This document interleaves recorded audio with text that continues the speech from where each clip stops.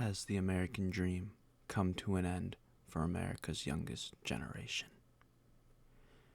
It's 2025 and the world is still grappling with the aftermath of a global pandemic.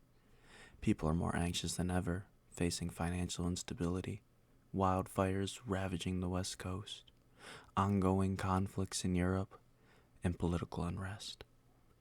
These are undeniably uncertain and turbulent times. But the big question remains, has the American dream come to an end? Before diving into that question, let's first define what the American dream actually is. For many, it's about owning a house, having a stable job, a car, and a happy family. At its core, though, the American dream represents the idea that anyone in the U.S. can achieve success and prosperity through hard work. Basically, you put in the effort and you'll reap the rewards, ensuring a comfortable life for yourself and your loved ones. So why does it seem like Gen Z is struggling to achieve this dream? There's a stereotype that Gen Z is lazy, entitled, overly sensitive, and unprepared to go into the workforce. In a poll of over 900 business leaders, 75% felt that the newest college grads weren't succeeding, and 60% believe that they should be let go or fired from their job or position. The criticism mainly centers around poor communication and an inability to handle pressure and an overall lack of a work ethic. But what's behind this? To answer that, let's look back at a time when the American dream seemed more attainable, the 1950s. Back then, the dream was about nuclear families living in suburban homes where one breadwinner could provide for everyone's material needs. The average household income in the 1950s was around $5,000, which is around $72,000 today. Now, today's average household income is around $75,000. Sounds better, right? But here's the catch. The average cost of a 4-bedroom house today is about $400,000, but the average cost of a car is around $48,000. That is a staggering increase of over 3,200% for the house and nearly 1,200% for the car, while wages have only gone up by 1,200% themselves. This increase in wage is not even half of what it takes to afford the house and the car. With the overall cost of living soaring, it's no surprise that 60% of Americans are living paycheck to paycheck. Many argue that the solution is simple. Get a job, live frugally, and work your way up the ladder. But that's not always the case. The bigger issue is finding a fulfilling job that offers said growth opportunities. This is where college comes into play. People go to school to earn degrees that will open doors to find better jobs. But critics have started calling college a financial scam as tuitions have skyrocketed while your return on investment, or ROI, remains unclear. In 1963, public university tuition costed around $4,600. In 2021, it was about $14,000. That's 3 times the rate of inflation. Meanwhile, student loan debt has reached over $1.7 trillion, with the average graduate leaving school with about $37,000 in loans. To make matters worse, reports show that nearly 40% of recent grads are working jobs that don't even require a degree. Add in the fact that many graduates lack critical thinking and practical skills, it's easy to see why some view the current education system as a scam. Another important point to consider is that some people go to college for majors they have no real passion for. Let's use an example like engineering. Just because of the salary potential, they take these majors. As time continues to march on, the fresh college graduate would begin to notice that their grace period is coming to an end and they still haven't landed a job. but they need some sort of income to continue to put food on their table and pay for the rent of their apartment. So they will often take a job, a lower paying one that usually doesn't require a degree, and their entire college career will have just surmounted to nothing but a financial burden.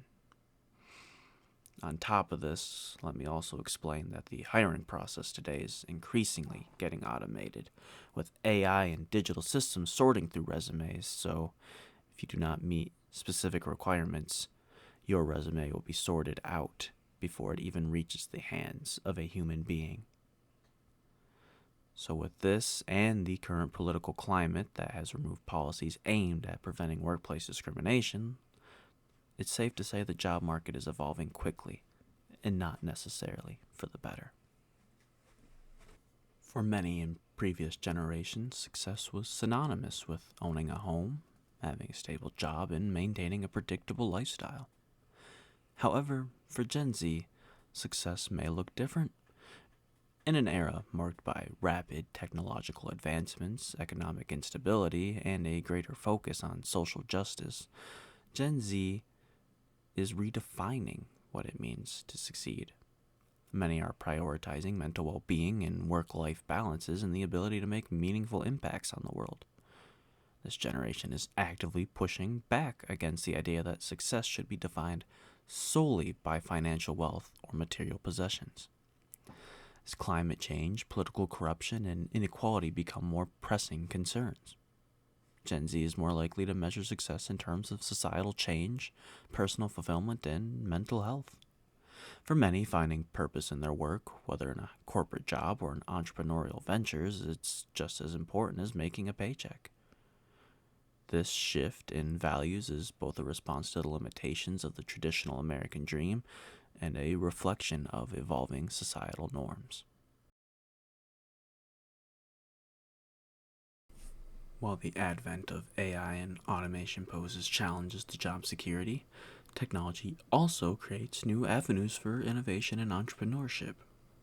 Gen Z is particularly well positioned to harness the power of digital tools, such as social media and the gig economy, to create new forms of work that were unthinkable just a generation ago. Freelancing, content creation, and tech startups are just a few examples where Gen Z is capitalizing on their digital fluency. However, technology also exacerbates the struggles of this generation. The rapid rise of automation and AI could displace millions of jobs, leaving some sectors of the economy vulnerable. Additionally, the reliance on new technology can lead to feelings of isolation, overwork, and burnout. The work from home revolution, which began during the pandemic, blurs the line between professional and personal life, making it difficult for individuals to fully unplug. With the ever-rising cost of living and stagnant wages, people find themselves working more than the typical 40-hour work week just to get by. Some are even working 90-hour weeks, all the while worrying about losing their jobs to automation or overseas outsourcing. College-educated workers aren't immune to this either.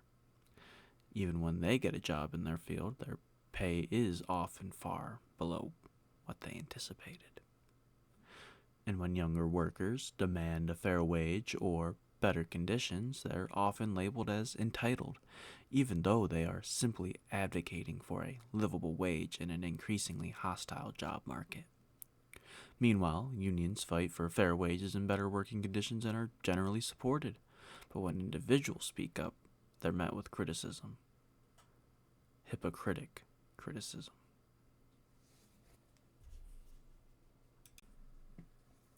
The blame for young workers struggling in today's economy falls on several different factors, but the two I want to talk about are the system and corporate greed.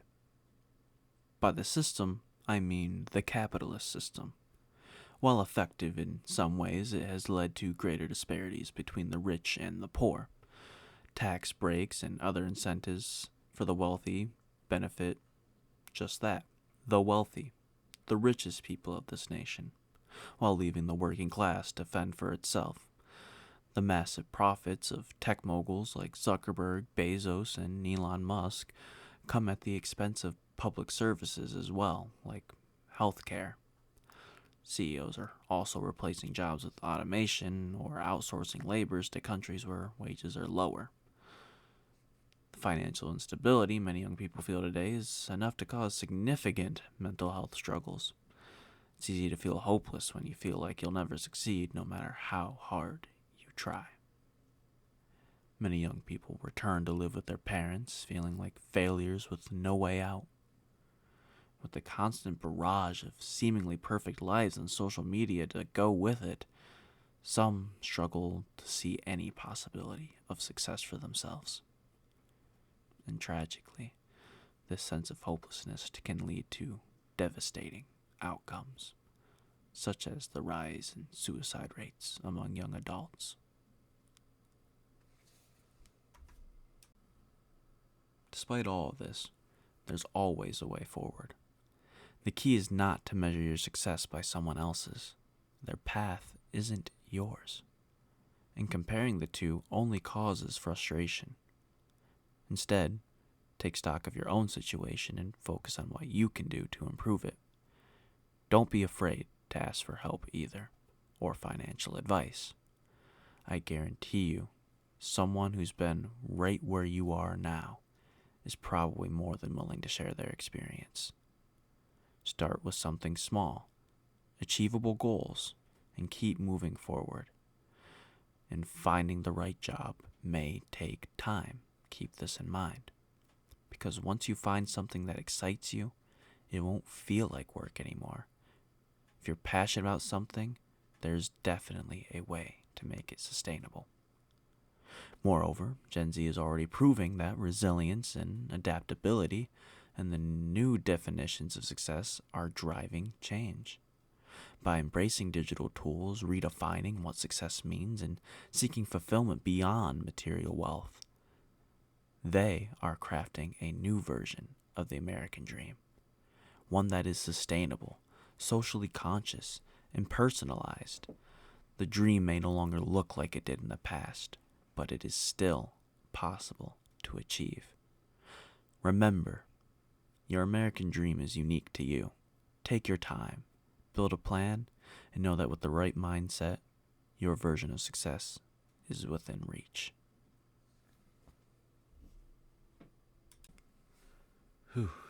I did also want to add that the purpose of this video was simply a way for me to form my own opinions and thoughts and put my own observations to paper and just talk about it. I encourage the listener to do their own research and form their own opinions and ways of thinking. I just, like I said, wanted to put my own thoughts to paper and see how they sounded. However, video essays will not be the only videos I make on this channel. In fact, the whole purpose of this channel is really just a passion project where I can talk about important topics or things that interest me that others may enjoy. With that being said, I think the next video is going to be a medieval weapons tier list. Tier list or just the top 10. I guess we'll see.